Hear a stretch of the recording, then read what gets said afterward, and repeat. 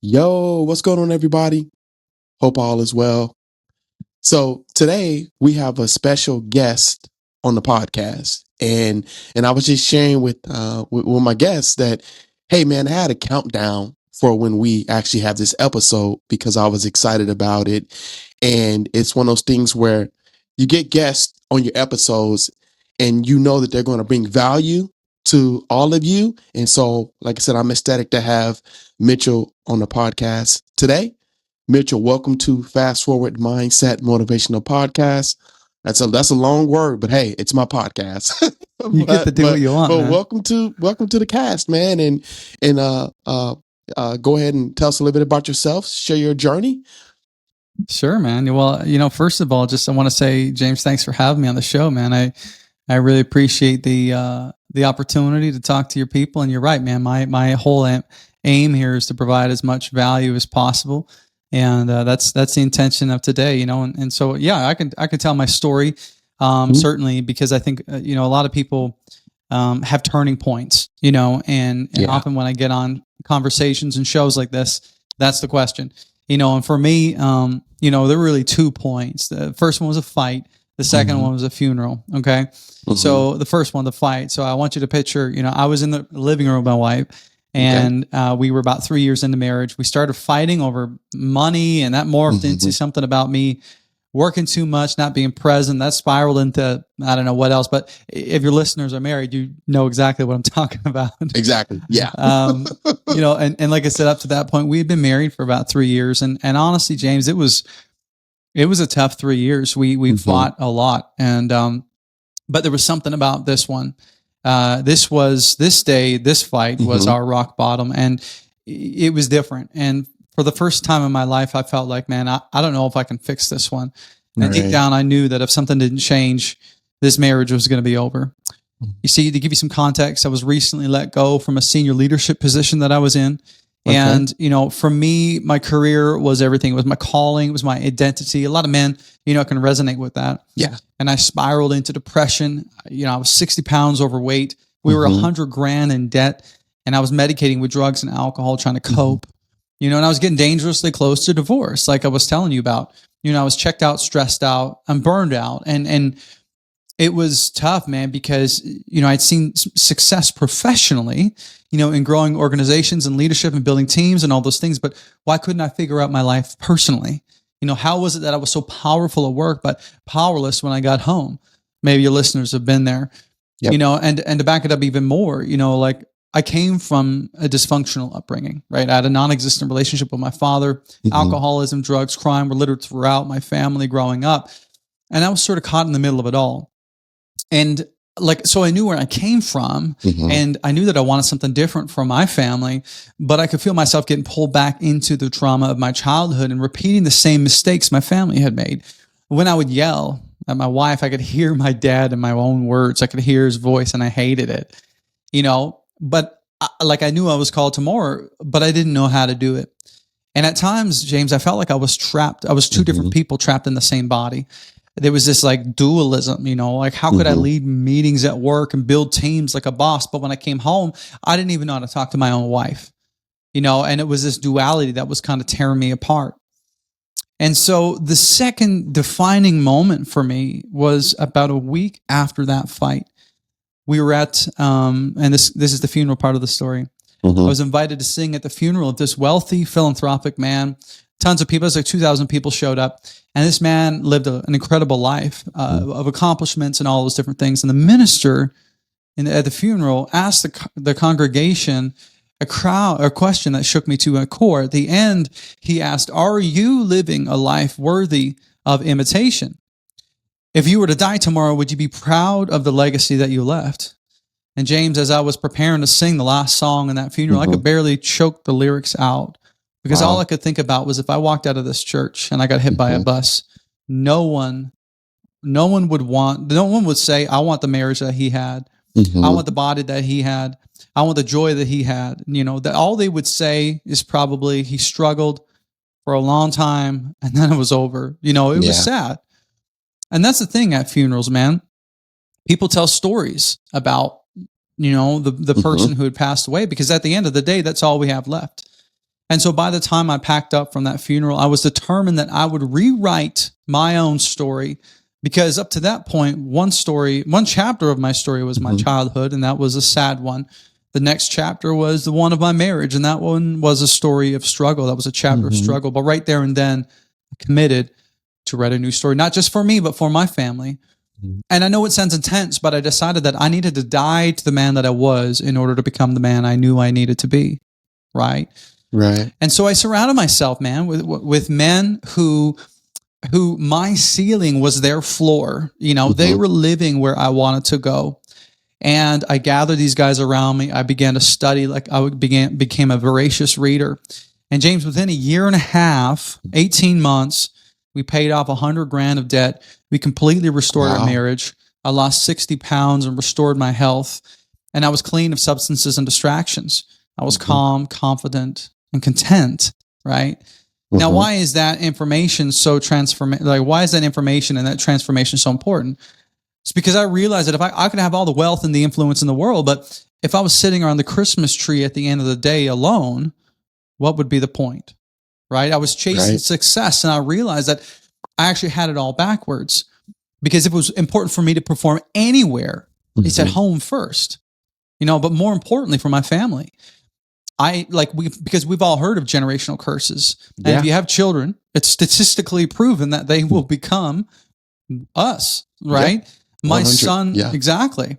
I know that my son will become the husband that I am right now. If I have a daughter, statistically speaking, she will grow up and subconsciously crave the affection and attention from a man just like me.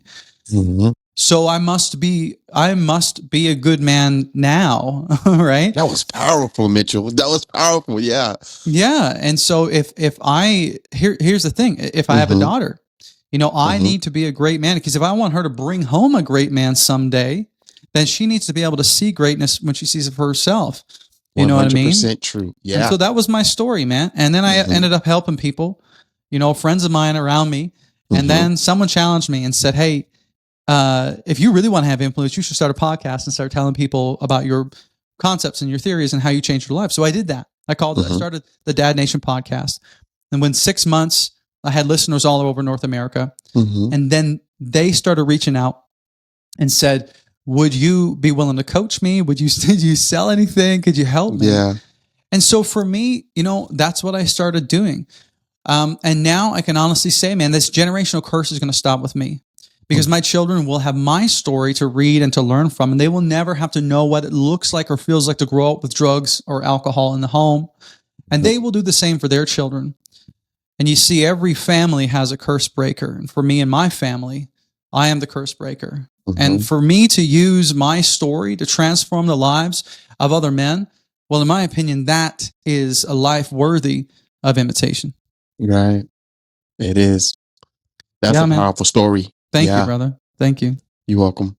Yeah, I really love the part that you said about you have to be the best role model for your children, because at the end of the day, and I can attest to that, your kids don't do what you tell them to do.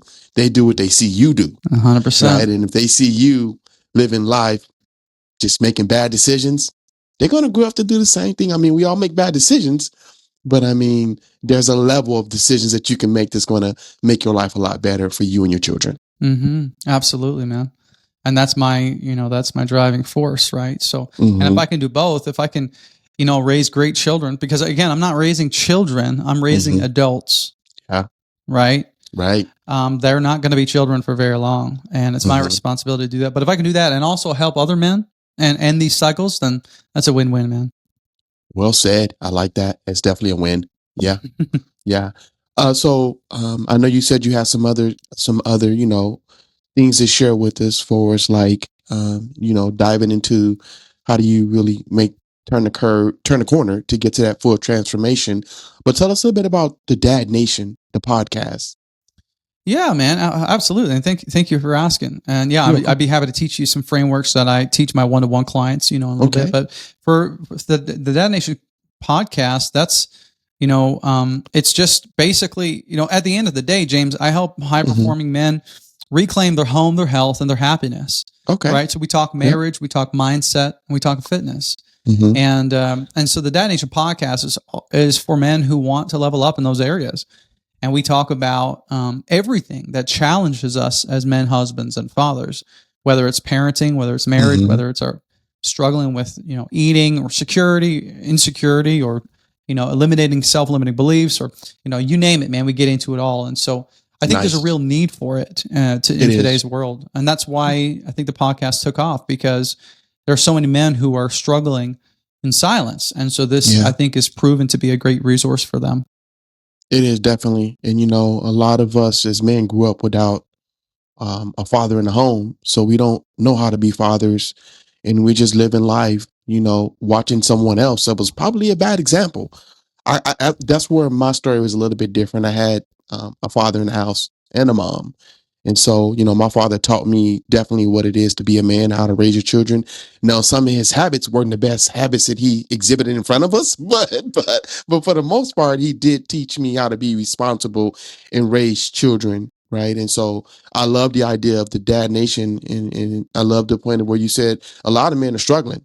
We just don't want to raise our hand and say, "Hey, I need help." We got too much pride to say, "I need someone to help me." So that Dad Nation is definitely something great to have to help men, reclaim their lives and find their happy, healthy lifestyle. Mm-hmm. Yeah, 100%, man. Some statistics, I'll share. And if your listeners, if you're listening to this and you're a man, or if you're listening to this and you know a man, so that should be 100% of you.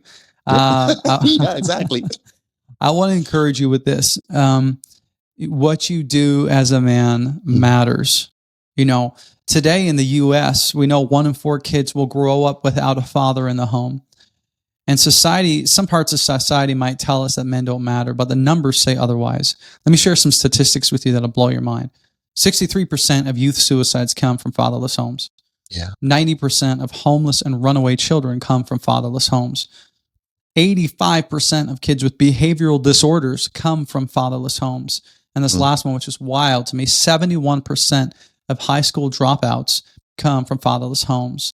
And so the truth is, our kids need us, our spouses need us, and we need each other, because we know that men today are more isolated than ever. The average man in the U.S. today spends over 2,000 hours per year in front of a screen, escaping reality. Wow. And since that's like 85 days, man. Yeah.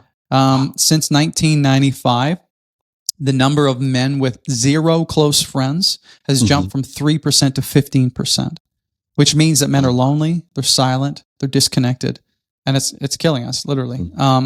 And so if you're listening to this today, know that what you do matters, and you have an enormous impact in your home and in your life. Yeah. Wow.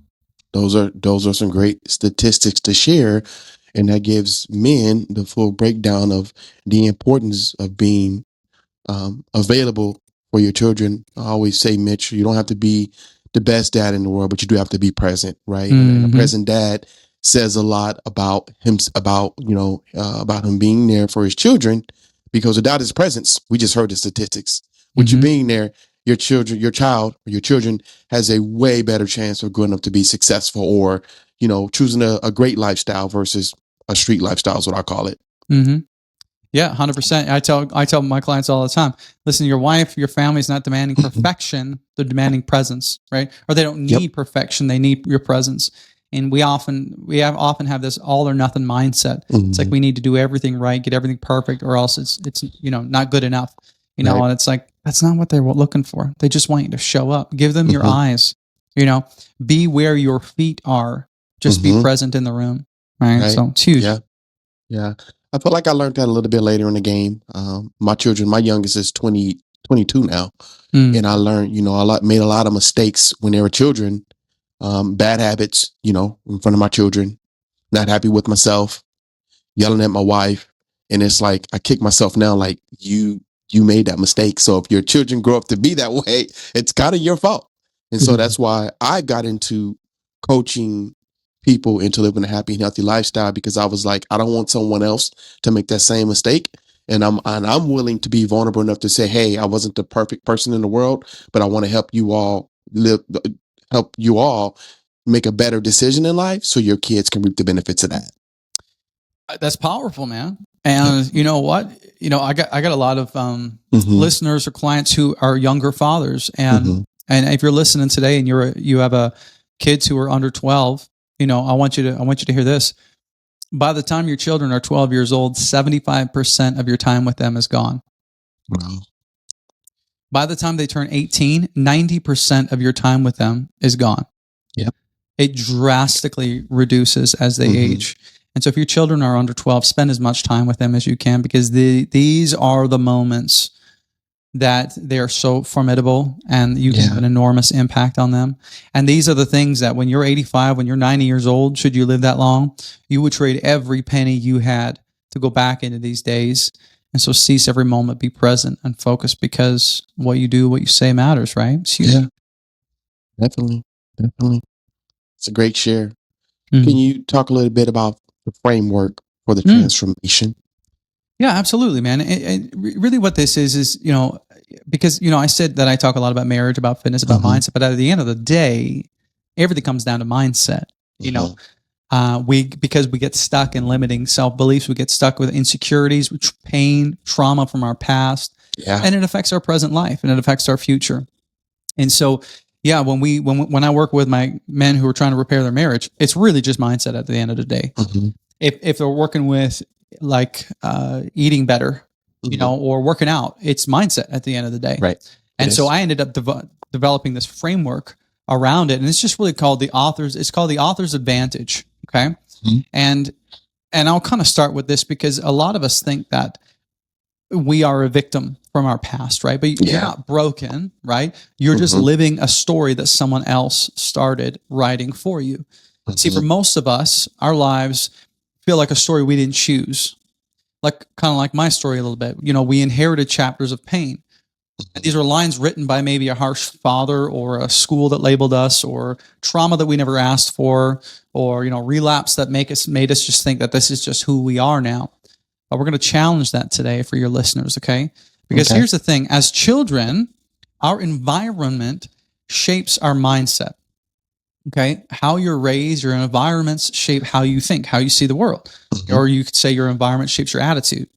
But as adults, we need to understand that we can flip that script, and we can allow our mindset or our attitude to shape our environment, right? And this is where the real rewriting begins. I know it's a little bit meta, but work with me here. We'll break it down. Because you see, from a young age, we have this default script, right? You're absorbing messages about who you are and what you're worth, long before you have the tools to even question them. Maybe you were told you're too emotional, or you'll never amount to anything, or you're going to be just like your father, you name it. And like wet cement, man, these words get hardened into identity, right? This was my story too. Like I said, people said to me, you're going to end up just like your dad, an alcoholic. I was told, you're not the smart one in the family. That's your sister. So in high school, I was 100% convinced that I was dumb. That I was destined for mediocrity, probably going to end up addicted to something. And I was certainly convinced I was never going to be able to help anybody. So I wasted about a decade of my life, man, floundering and settling, being a victim, knowing that my story, feeling like it was someone else's story, or I didn't have a choice. But I know that my story isn't that uncommon. We know this is true, and this is why I started teaching this, because as soon as I started teaching or coaching men, I realized, so many other people, feel that way as well. But here's the thing, James. I had let what others said about me become what I believed about me, right? You would know this. I know you're passionate about mindset too, right? Or in other words, I let my environment shape my attitude, right? And so that's what happens, man. Even with addicts, for example, this is how they stumble into addiction. But the thing is they're not just wrestling with the substance, they're wrestling with a story, right? And that story says, this is just who you are. You're broken, you're powerless, and you'll never change. So what this tool does is helps you flip the script to rewrite that lie. Does that make sense? It makes a lot of sense. Okay. Yeah. Good. So let's get into it. Okay, let's go. Most guys most people, I say guys a lot because I work with a lot of men, but most people are stuck in what I call the default way, right? So they think their past affects their present, and their present affects their future. With a lot of people, that's how it happens. Right. The mistakes, the lies, the trauma from your past affect how you see your present. So then you limit yourself, you self-sabotage, and you doubt yourself, which then massively affects your future because you end up torpedoing your dreams, relationships, and not going for it like you knew you should, all that kind of stuff. Your past affects your present, and your present limits your future, right? So, and said another way, what happened to you decides what happens next. And a lot of people live their whole lives this way. But for the people who understand the author's advantage or this framework, it's actually backwards, okay? It's future to present to past, okay? And so essentially how it works is they choose where they're going, right? They get a very clear picture of who they want to become. And then they let that future really kind of dictate, or that future version of themselves dictate how they live in the present. And then they let their vision for the future determine their daily actions, right? And then when they've got their present actions figured out, then they make their past serve their purpose, not sabotage it, right? So we extract the lies, the trauma, the pain, and they process it, and we find purpose in it and bring it into alignment with the present and the future to serve the future. One of my favorite leadership guys, his name's Craig Rochelle, and he has a quote. It says, "The only power the past has over you is the meaning you keep assigning to it." So basically, it's a 3-step process, James. Number one, to look at the future, is we design a clear future. Stephen Covey, in his book 7 Habits of Highly Effective People, says, "Begin with the end in mind." Napoleon Hill says, "Begin with the end in mind." My funeral, my transformation moment, not my funeral, the funeral that I attended, that I was forced to begin with the end in mind. Yeah. Right. And so the thing is most people don't know, they know what they don't want, but very few people can articulate what they do want. But if you're the author of your story, you can't wing it. You must know what you want. You must know where you're going. And so you have to see the ending before you begin to write the middle. Right. So here's a question and an exercise I want your listeners, if you're interested in doing this, it's just called the 3-year exercise. Okay. And really you're going to ask yourself a question. You're going to take 20 minutes and sit down and picture I'm in the room talking with you. And then I want you to, this is what I would ask you. James, let's picture for a moment. It was 3 years from now and I bump into you in an airport. And I say, "James, man, how the heck are you? It's been 3 years since we chatted back on your podcast." And you were to say, "Mitch, this has been the best 3 years of my life." What would have to be true about your life at that moment to make it the best 3 years? Right? And you begin to write it out. What kind of parent are you? What does your marriage look like? What does your health look like? What do your finances look like? Who are you? What are you known for? And you begin to create this beautiful movie scene, if you will, of what that 3-year version of you ahead looks like. And then essentially what we do is we reverse engineer that into our present daily action steps or strategies, right? Because the future, does that make sense? Makes a lot of sense. We start with the future, and then we answer that question and we get very, very, very specific. And then we take that and we design it into daily strategies and action steps, because a future without an action is just fantasy, right? A future vision without action is just a fantasy. Yeah. So if your dream life says focused and confident, if that's what you want to be, but today you're isolating, scrolling, avoiding, then the story won't match. So that's what we want to ask. What small strategy can I put in place? What small habit can I start this week that's going to align with that future? Okay. Yeah. So we've went from future, then we started into the present, right? Maybe it's some toxic relationships you need to get rid of. Maybe it's having an accountability partner. Maybe it's blocking out time to journal before bed or committing to 3 workouts per week, whatever that is. Right. Right. And now we're going to move to the past, or the 3rd step. And I'll give you another framework for this, because this is where most men get stuck. Okay. They try to outrun the past instead of rewriting it. Okay. They can't change. You can't, but I want you to hear me. He says, you can't change what happened, but you can change what it means. Okay. Right. So when you are changing your past and how you see it, there's something called the clear thinking framework. Okay. And clear basically stands for Well, it's CLEAR. So call out the lie, locate the source, evaluate the cost, affirm the truth, and reaffirm with action. So let me walk you through it. So we look back to our past, and it affects us because we believe lies that we heard. So number one, we're going to call it the lie. What was it? Did someone say that you're just going to end up, that maybe you believe that I'm just an angry man, or I'm too far gone, or I'm going to be just like my dad, or, you fill in the blank. I missed the moment, whatever. And then you could acknowledge that, right? That's taking subconscious lies that you believe and extracting them. And then the second thing is you're going to locate the source. L, where did that come from? Maybe it came from a boss. Maybe it came from a parent. Maybe it came from a high school bully. I don't know. But you own your guilt after losing someone's trust, and you name it, because when you name the source, you break its power. Okay. Now, the third one, which is my favorite, evaluate the cost. Now that you've understood what the lie is and you know where it's come from, now you're going to ask, what has this lie cost me? Has it costed me my peace, my confidence, my marriage, my kids' respect? And feel the weight of that. Yeah. Because it's going to be important for you to understand when you get to the truth, because you're going to want to ditch living by that lie, right? Right. The fourth one is affirm the truth. So now that you know what the lie is, where it came from, and you're evaluating, okay, it's cost me a lot to believe this lie. Now you're going to affirm the truth. Flip the script. I am a disciplined man.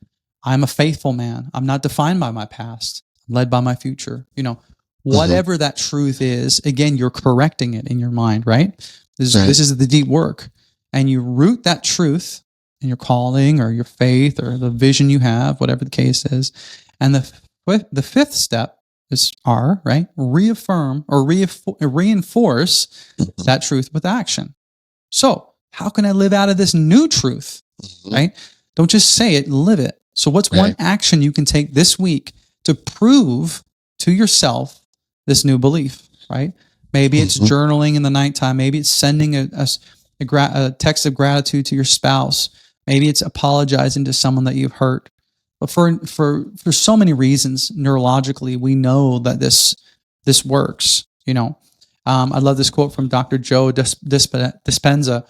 He says, when you act like the man you want to become, your brain starts to believe that you already are. Yeah. Right. And so if you took this one framework, James, and applied it to your life, your past, present, and your future would shift and change drastically. It would take some time for sure.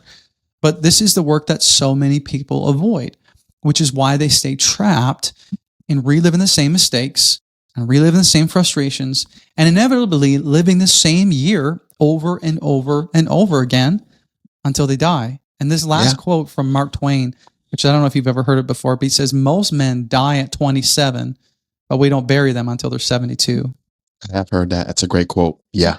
Because that's what happens, man, is we let our environment shape our attitude as kids, and then we die to our passions, we give up, we believe this trauma, whatever, and then we just kind of become shells. And then, we don't get buried until we're 72, right? So the reality here is, James, you are the author. Right? We are the author of our story. So we can take back the pen, just as I did in the beginning when I shared my story with you. Because if you don't pick up the pen, your past will keep scribbling chapters that you never asked for. Right? Right. Does that make sense? That makes a lot of sense. And that's a beautiful framework.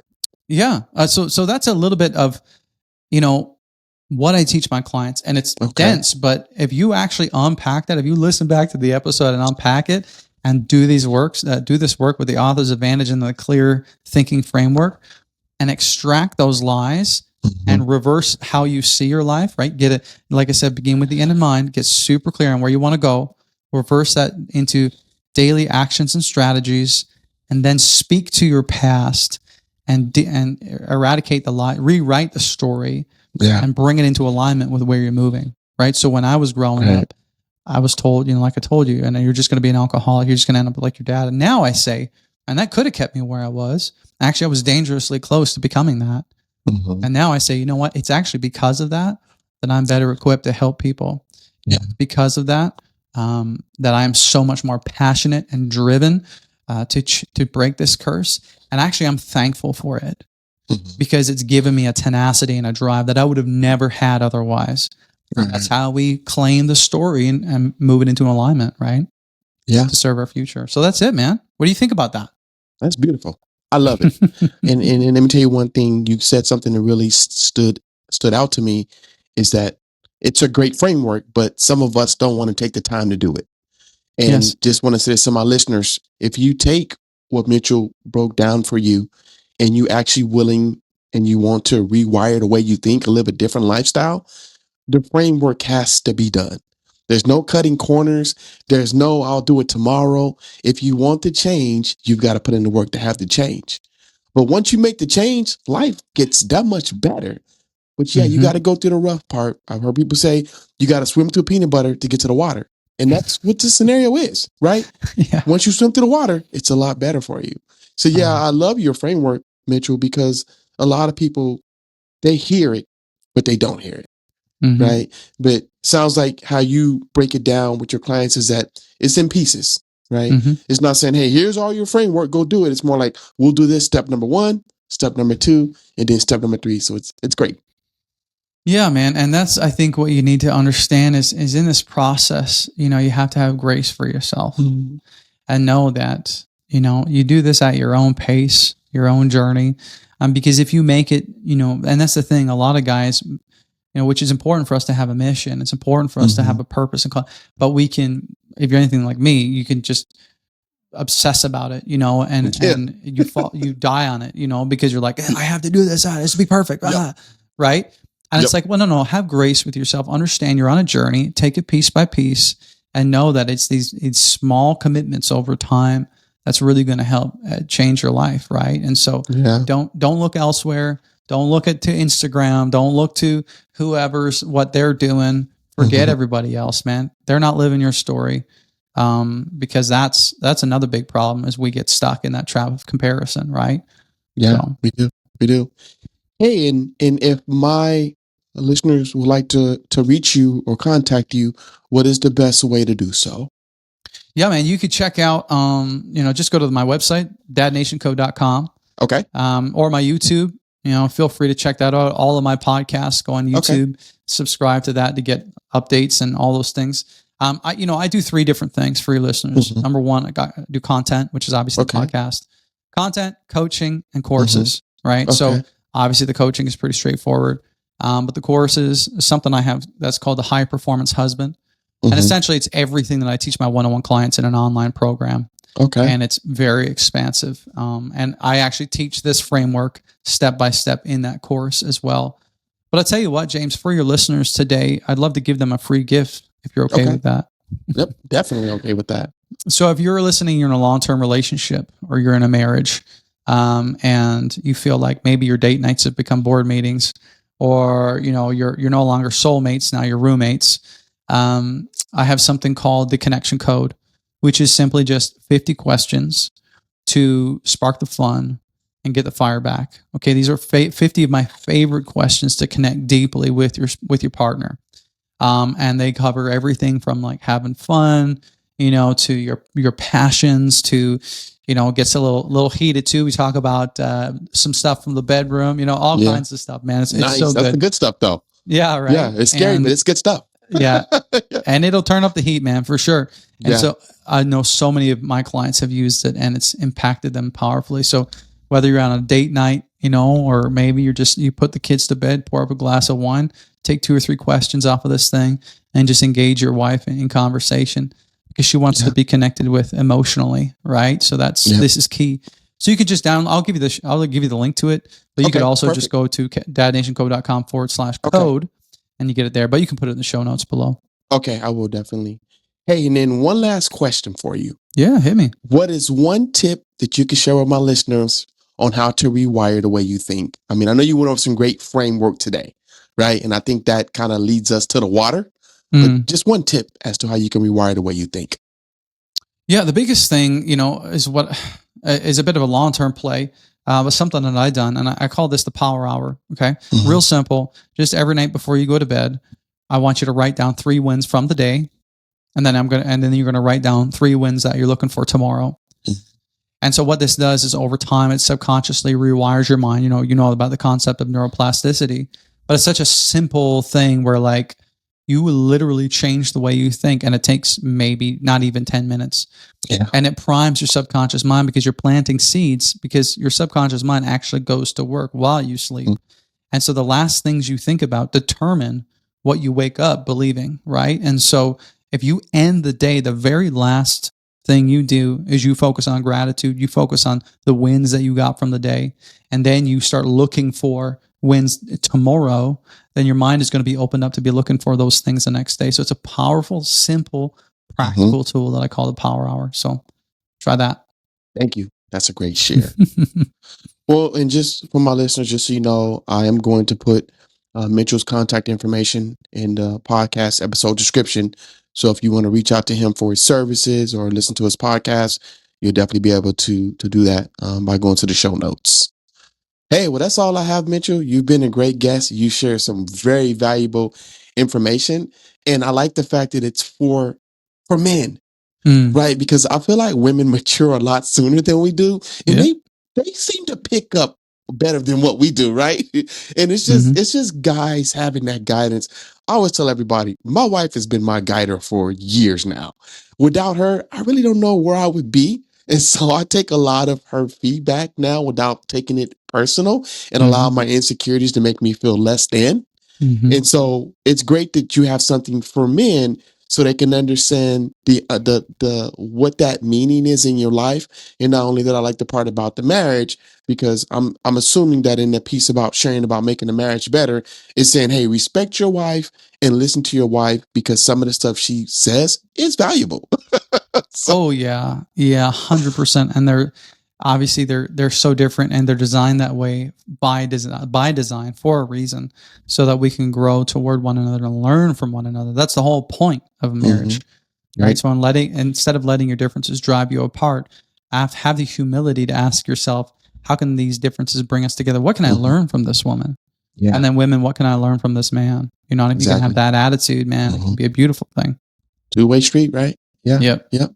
I like that. Well, hey, thank you for being on the show, Mitchell. It's been great. And, hopefully in the future, we'll find some other way to partner up or connect. Thank you, James, for having me on the show. I truly appreciate it. I'll leave your show with just this one quote that has been resonating with me. And you may have heard it before, but it's just that time is the only currency we spend without knowing the remaining balance, which is huge. Powerful. We don't know how much time we have left, but we spend it on silly things all the time. And so I understand how valuable, it's not lost on me how valuable time is.